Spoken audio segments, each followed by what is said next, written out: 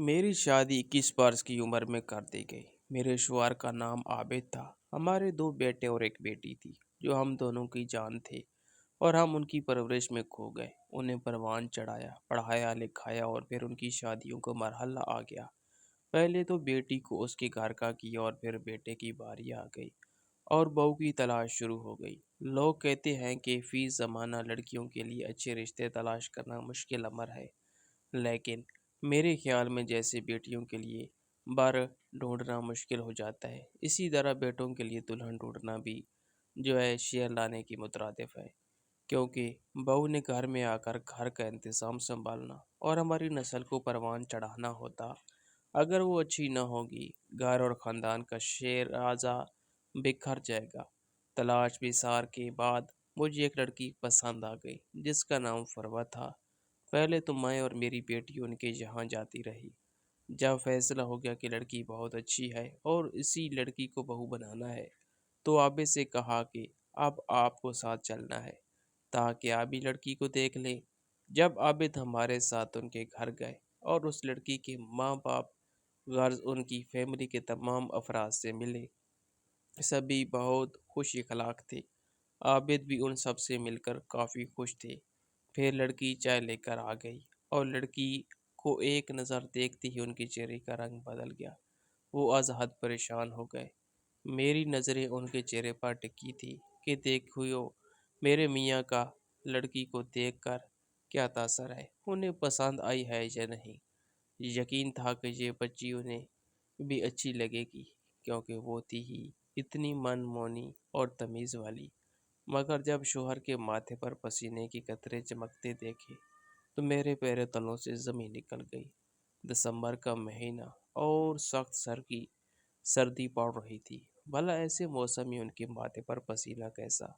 ہم وہاں زیادہ دیر نہ بیٹھے۔ مجھے یہ فکر لاحق ہو گئی کہ شاید عابد کو یہ بچی پسند نہیں۔ اب نئے سرے سے مشقت کرنی پڑے گی۔ ڈر رہی تھی وہ یہ نہ کہہ دیں کہ یہاں رشتہ نہیں کرنا۔ جب ہم گھر آئے تو میں نے پہلا سوال شوہر سے یہی کیا، عابد، کیا آپ کو اپنی ہونے والی بہو پسند آ گئی ہے؟ وہ بولے، جب تم لوگوں نے فیصلہ کر لیا ہے تو مجھ سے کیا پوچھنا؟ میں نے کہا، ایسے کیسے ہو سکتا ہے کہ آپ کی رائے جانے بغیر ہم کو فیصلہ کر لیں؟ آپ کی رائے مقدم ہے۔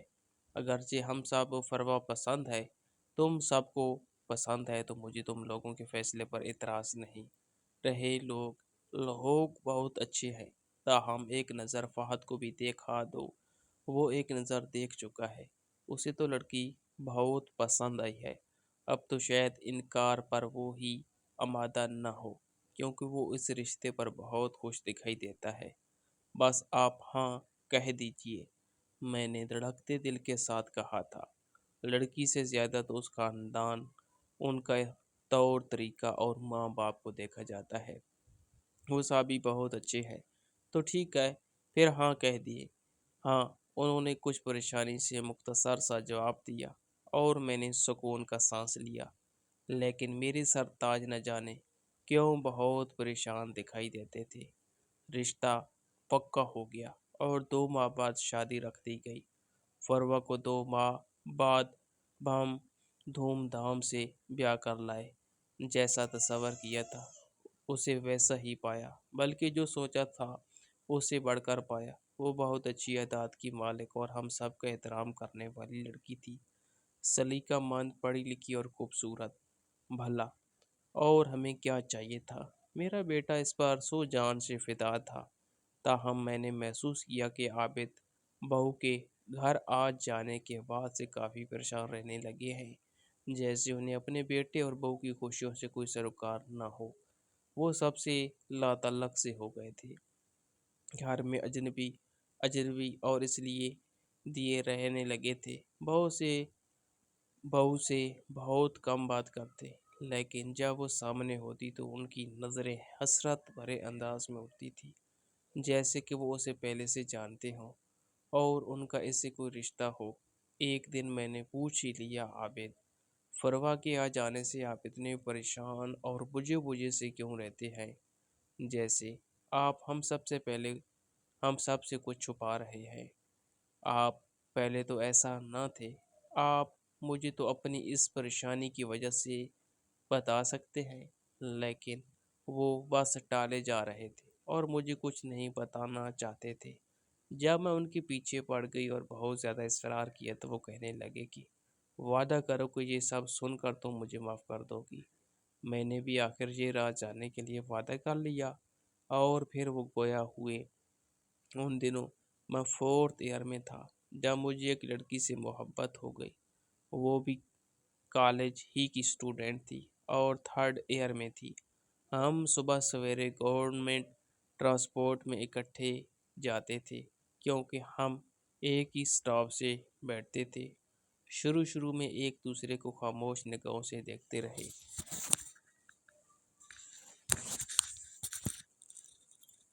آہستہ آہستہ الفاظ لبوں پر آنے لگے اور ہم ایک دوسرے کے قریب ہو گئے۔ صبح کے وقت وہ بس جس میں ہم سوار ہوتے، وہ جہاں سے آتی تھی وہ اسٹاپ ہم سے 5 کلومیٹر پہلے آتا تھا، اور بس پہلے آنے والے اسٹاپ پہ ہی مسافروں سے بھر چکی ہوتی تھی۔ جب ہم سوار ہوتے تو بس میں بیٹھنے کو جگہ نہ ملتی، اور یوں 9 کلومیٹر کا سفر کھڑے کھڑے طے کرنا ہوتا تھا، کیونکہ تب بسیں بھی اکا دکا آتی تھی، اس لیے یہ بس بھی غنیمت ہی تھی۔ خواتین کو گھر سے بیٹھنے کو سیٹ مل جاتی تھی، جس سیٹ پر وہ بیٹھی ہوتی میری کوشش ہوتی کہ اس کے قریب کھڑے ہونے کی جگہ مل جائے۔ پھر میں نے چاہا کسی طور پر اس سے بات ہو، مگر وہ بہت محتاط قسم کی لڑکی تھی۔ تاہم میری لگن سچی تھی۔ تقریباً سال ایسے ہی گزر گیا۔ سال بعد ہم ایک دوسرے سے بات چیت کرنے لگے۔ ایک روز چھٹی کے بعد میں نے اسے چائے کی آفر کی، جو اس نے قبول کر لی، اور میری خوشی کی کوئی انتہا ہی نہ تھی۔ ہم نے سامنے والی کینٹین میں ایک ساتھ چائے ہی پی۔ اس کے بعد وقتاً فوقتاً اکٹھے کینٹین جانے لگے۔ اسے آئس کریم بہت پسند تھی۔ میں ہمیشہ ایک بڑی آئس کریم کا آرڈر دیتا تھا۔ وہ آدھی کھا کر آدھی چھوڑ دیتی تو بقیہ آدھی میں کھا لیتا۔ اسی طرح فروٹ چاٹ کی بھی بڑی پلیٹ منگواتا۔ وہ آدھی ہی کھاتی اور باقی میں کھاتا۔ اس کا بچا ہوا کھانا کھا کر مجھے بہت اچھا لگتا تھا۔ سال بھر میں ہم ایک دوسرے کو اچھی طرح جان چکے تھے۔ وہ 3 بھائیوں کی اکلوتی بہن تھی اور اپنے گھر کی بہت لاڈلی تھی۔ اکثر مجھ سے اپنی فیملی کے بارے میں باتیں کرتی اور اتنی اپنائیت سے اپنے گھر کی باتیں بتاتی کہ مجھے لگتا کہ میں بھی اس کی فیملی کا ایک فرد ہوں۔ اکثر وہ اپنے خاندانی مسائل بھی مجھ سے شیئر کر لیتی۔ کہا کرتی کہ آپ سے کیا پڑتا، آپ تو ہو ہی اپنے جیسے۔ اس کی اس بات سے مجھے ایک انجانی سی خوشی مل جاتی۔ یوں ہی یہ حسین وقت گزرتا رہا اور مجھے جیسے دنیا جہاں کی خوشیاں مل گئی تھی۔ اور پھر ایک منحوس دن ایسا آیا کہ ہم میں جدائی کا وسیع سمندر حائل ہو گیا، جسے عمر بھر کوئی عبور نہیں کر سکتا۔ یہ 19 دسمبر کی ایک سرد رات تھی۔ بارش کے ساتھ ساتھ خوب برف پڑی تھی۔ اس روز صبح بس نہ آئی اور ہم لوگ کھٹارا ویگنوں میں سفر کرنے پر مجبور ہو گئے۔ ہم دونوں کو ایک ہی ویگن میں جگہ نہ ملی تو میں دوسری ویگن میں، جو اس سے کچھ دیر بعد چلنے والی تھی، میں بیٹھ گیا۔ جس ویگن میں وہ بیٹھی تھی، ایک خطرناک موڑ کاٹتے ہوئے برف کی وجہ سے پھسل کر تقریباً 100 فٹ کی گہرائی میں جا گری۔ شدید سردی، اس پر برف باری، نیچے بہتے ہوئے نالے کا پانی بھی تقریباً جم چکا تھا۔ ویگن سیدھی نالے میں جا گری۔ ہم تقریباً 15-20 منٹ بعد وہاں پہنچے، کیونکہ ہماری ویگن پیچھے چل رہی تھی۔ لوگوں کا ہجوم دیکھ کر ڈرائیور نے ویگن کو روک دیا۔ اسی راستے پر ایک فوجی ٹریکٹر کچھ فوجیوں کے ساتھ گزر رہا تھا۔ اس نے بھی گاڑی روک لی۔ ہم لڑکے کودتے پھسلتے نیچے نالے میں پہنچ گئے۔ گرنے والی ویگن بری طرح پچک گئی تھی اور آدھی سے زیادہ شخ پانی میں ڈوبی ہوئی تھی۔ فوجی، نوجوان اور عام لوگ سبھی زخمیوں کو شیشے وغیرہ توڑ کر نکالنے میں مصروف تھے۔ غضب کی سردی اور برف کی وجہ سے ہاتھ پاؤں شل ہو رہے تھے، اور مدد کو آنے والا ڈاکٹر اپنے جوانوں کی معاونت سے زخمیوں کی مرہم پٹی میں مصروف تھا۔ اتنے میں 2 لڑکیوں کو ویگن سے نکالا گیا۔ میرے وہم و گمان میں بھی نہ تھا کہ ان میں ایک شاہ بانو ہوگی۔ وہ بری طرح زخمی تھی۔ ڈاکٹر نے اس کی نبض دیکھی اور پھر اس کی آنکھیں کھول کر دیکھنے لگا۔ ڈاکٹر کے چہرے کے تاثرات سے ظاہر ہو گیا کہ وہ ختم ہو چکی ہے، اور دوسری لڑکی جو اس کی سہیلی اور ہم جماعت تھی وہ بھی ختم ہو چکی تھی، کیونکہ اس کی گردن اور سر پر بہت گہرا زخم تھا۔ یخ پانی میں گرنے کی وجہ سے ان کے چہرے نیلے پڑ گئے تھے، جیسے کسی سفید کپڑے کو بہت زیادہ نیل لگا دیا گیا ہو۔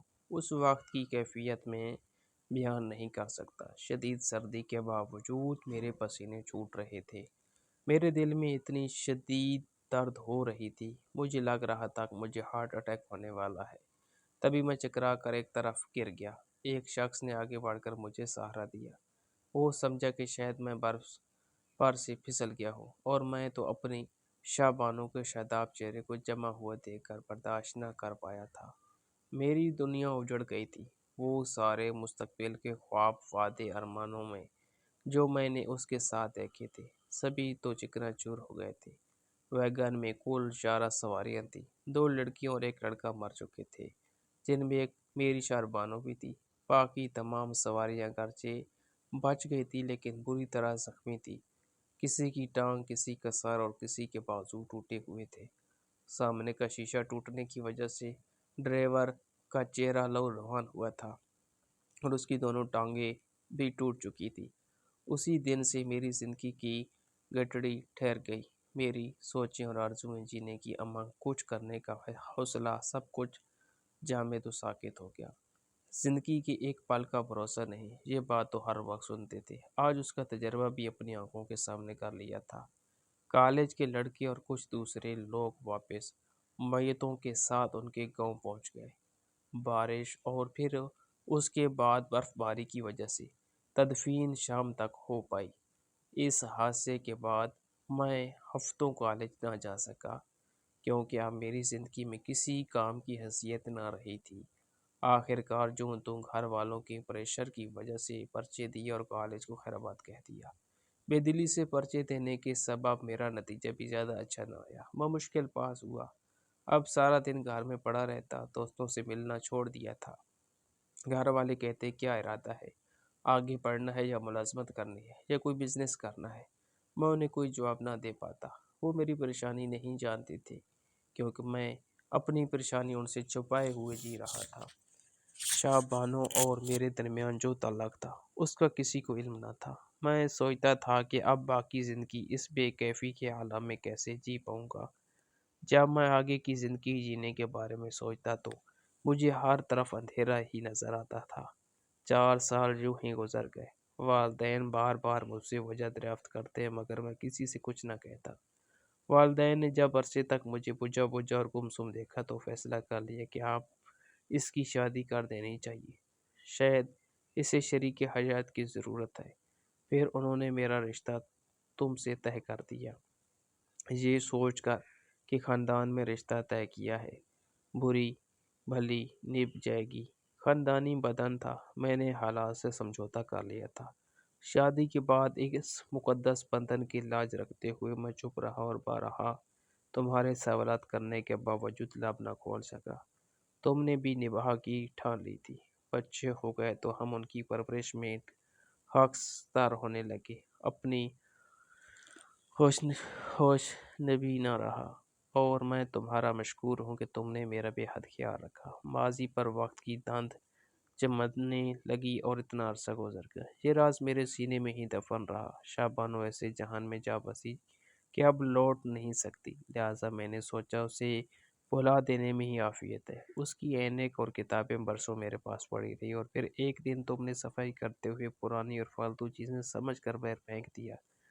کئی دن تک میں اس صدمے میں رہا، مگر تم سے ذکر نہ کیا۔ یہ زخم جو مجھے لگا کب کا بھر گیا، مگر فروا کو دیکھ کر وہ حادثہ پھر سے میرے ذہن میں تازہ ہو گیا، اور اپنی بہو میں شاہ بانو کی اس قدر مشابہت دیکھی تو یقین نہ آیا کہ دنیا میں اتنے مماثل چہرہ رکھنے والے لوگ ہوتے ہیں۔ جب میں نے پہلی بار فروا کو اس کے والدین کے گھر دیکھا تو حیرت کے سمندر میں ڈوب گیا۔ مجھے لگا کہ شاہ بانو زندہ ہو کر آ گئی ہے، حالانکہ اس واقعے کو 40 سال سے اوپر ہونے کو آئے ہیں۔ ان کی تکلیف کو دیکھتے ہوئے اور کچھ اپنے شوہر کو کسی اور لڑکی کی محبت میں اس قدر گرفتار دیکھ کر میرے دل میں بھی بہت تکلیف ہو رہی تھی۔ میں نے ان سے کہا کہ انسانوں کی صورتیں ایک دوسرے سے ملتی جلتی ہوتی ہیں، اس میں حیران و پریشان ہونے کی کیا بات ہے؟ وہ لڑکی آپ کی کلاس فیلو تھی، قریبی عزیز تو نہ تھی۔ کتنی مدت گزر جانے کے باوجود آپ اس کی یاد میں کھوئے ہوئے ہیں۔ اتنی دیر میں تو اپنے قریب ترین لوگوں کی یادیں بھی ذہن میں دھندلا جاتی ہیں۔ شاہ بانو کی یاد بھی اب وقت کے ساتھ دھندلا رہی تھی، مگر فروا کو دیکھ کر پھر سے جیسے تازہ ہو گئی ہے۔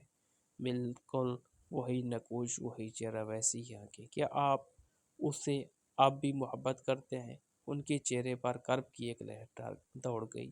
اسے اس دار فانی سے کچھ کیے بھی برسوں گزر چکے۔ مجھے لگتا ہے کہ جیسے یہ کل کی بات ہو۔ وہ جیسے ماضی میں کھو چکے تھے، جیسے ان کا دل اس کی یادوں سے اس قدر لبریز ہو چکا ہو اور یہ پیمانہ چھلک جانے کے قریب ہو۔ بہو کو دیکھ کر مجھے لگا کہ ضرور فروا اور شاہ بانو میں کوئی قریبی رشتہ داری ہوگی۔ فرق یہ ہے کہ فروا اینک نہیں لگاتی، جبکہ شاہ بانو اینک لگاتی تھی۔ لیکن اب جب کہ بہو بھی اینک لگانے لگی ہے تو مجھے یہ محسوس ہوتا ہے کہ شاہ بانو زندہ ہو کر میرے سامنے آ گئی ہے، حالانکہ ایسا ہرگز نہیں ہو سکتا۔ اب مجھے سمجھ آئی کہ آخر کیوں ہماری شادی کے بعد میں نے محسوس کیا تھا کہ عابد کھوئے کھوئے سے رہتے ہیں، جیسے کسی اور دنیا، کسی اور مقام پر ہوں۔ وہ میرے پاس ہوتے ہوئے بھی پاس نہیں ہوتے تھے۔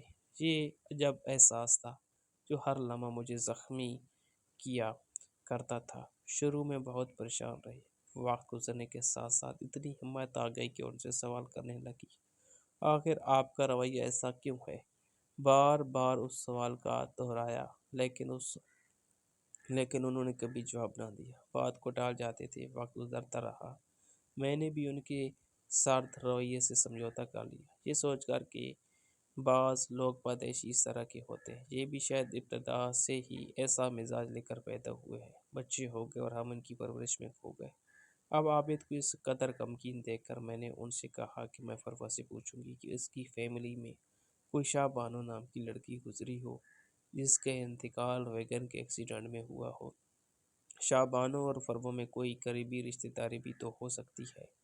میں نے عابد کی نم آنکھوں کو دیکھ کر ان کی دلجوئی کی کوشش کی، اور یہ ماما بھی آخر ایک دن حل ہو ہی گیا۔ 1.5 سال بعد اللہ تعالیٰ نے فہد اور فروا کو بیٹے کی خوشی عطا کی تو ہم سبھی نہال ہو گئے۔ عابد بھی بہت خوش تھے۔ مدت بعد میں نے انہیں ہنستے مسکراتے دیکھا تھا۔ وہ پوتے پر فریفتہ تھے۔ اب سونے گھر میں ان کا دل لگ گیا تھا، سارا دن پوتے سے کھیلتے اور نہال رہتے۔ ننھے فرحان نے ان کی زندگی ہی بدل کر رکھ دی۔ میری بڑی بیٹی شوہر کے ساتھ انگلینڈ جا چکی تھی۔ اس نے عابد کو اپنے پاس بلوا لیا۔ وہ پوتے کی تصویر ساتھ لے گئے۔ وہ اس کی تصویر کو دیکھتے اور روتے۔ انہیں فرحان کی تڑپ ستانے لگی۔ بالآخر مجبور ہو کر جلد ہی واپس آ گئے۔ ان کی واپسی پر فروا کے والدین نے ہمارا کھانا کیا تو اپنی فیملی کے کچھ لوگوں کو مدعو کیا۔ دعوت میں باتوں کے دوران یہ ماما حل ہو گیا کہ شاہ بانو اور فروا آپس میں کیوں کر اس قدر مماثلت رکھتی تھی، اور اس راز سے پردہ شاہ بانو کی والدہ نے اٹھایا۔ انہوں نے ہمیں بیٹھے بیٹھے یوں ہی اپنی فیملی کی پرانی تصویروں کا البم دکھایا، جس میں شاہ بانو کی بھی کافی تصاویر تھی۔ البم میں لگی تصویر میں عابد نے شاہ بانو کو پہچان لیا۔ وہ بولے، یہ میری بہو کی ہم شکل کون ہے؟ فروا کی والدہ بولی، یہ فروا کی مرحومہ پھوپھو ہے، جن دنوں وہ کالج کی اسٹوڈنٹ تھی۔ اس کا انتقال ہو گیا تھا، ویگن پھسل کر نالے میں گر گئی تھی۔ یہ کون سے سن کی بات ہے؟ میں نے پوچھا۔ فروا کی دادی نے بتا دیا۔ کیا شاہ بانو فلاں کالج میں پڑھتی تھی؟ دوسرا سوال عابد نے کیا۔ ہاں بیٹے، تم نے صحیح پہچانا ہے، لیکن تم نے کیسے پہچانا؟ ماں جی، شاہ بانو میری کالج کی کلاس فیلو تھی، وہ میرے ساتھ پڑھتی تھی۔ یہ کہتے ہوئے عابد کی آنکھیں پر نم ہو گئی۔ ہم سب پر بھی چند لمحات کو سوگواری چھا گئی۔ اب یہ ہونے لگا کہ عابد اپنی بہو کا بہت خیال رکھنے لگی، اس کی ہر فرمائش پوری کرتے اور بہت پیار سے بات کرتے۔ میں بہو کو کچھ کہہ دیتی تو ناراض ہوتے کہ اسے کچھ مت کہا کرو، اتنی اچھی بہو تو قسمت والوں کو ملتی ہے۔ میں ان کی ہدایت سن کر خاموش ہو جاتی۔ مجھے لگتا کہ شاہ بانو کی بھتیجی کو اپنی بہو دیکھ کر انہیں بے حد سکون مل رہا ہے۔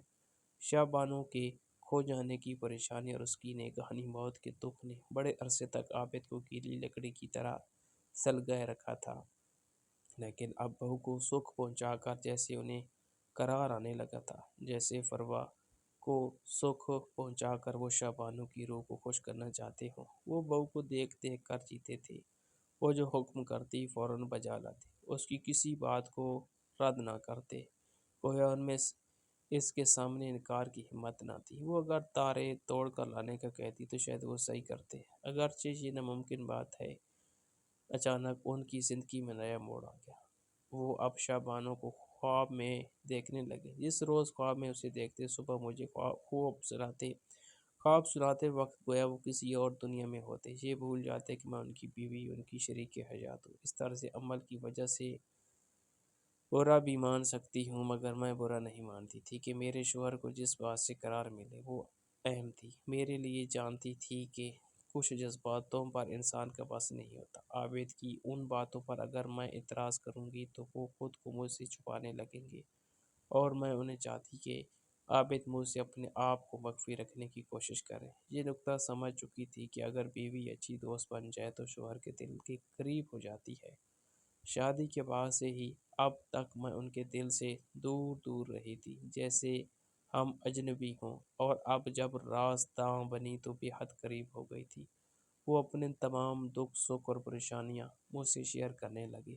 انہیں میری ذات پر اعتبار آ گیا تھا، کیونکہ میں نے ماضی کی اس بند باب کو کھولا جس میں ان کی پہلی محبت کی پرچھائیاں بند تھی، اور ان کی کسی بات کا برا نہ مانا۔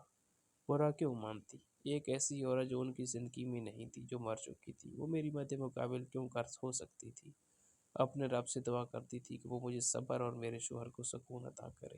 جب میں عابد کی غم گسار بن گئی، ان کے دل میں چھپے دکھ کو توجہ سے سننے لگی، تو وہ مجھ سے ہر وقت ہم کلام رہنے لگے، دور بول کر بھی نزدیک محسوس ہوتے تھے۔ رفتہ رفتہ یہ عالم ہوا کہ ایک منٹ بھی میرے بغیر رہنا ان کے لیے دو بھر ہو گیا۔ جس شخص کے ساتھ اتنے سالوں میں بات کرنے کو ترستی تھی، وہ اب ہم وقت میرے ساتھ ہم کلام رہنے لگا، یہاں تک کہ ایک دن ایسا آیا کہ وہ اپنی مرحومہ محبوبہ کو بھلا کر بری طرح میرا ہو گیا۔ عابد نے شاہ بانو کے بارے میں باتیں کرنا بند کر دی، اب وہ صرف میرے بارے میں باتیں کرتے، میرا خیال رکھتے اور میرے بغیر خود کو تنہا محسوس کرتے۔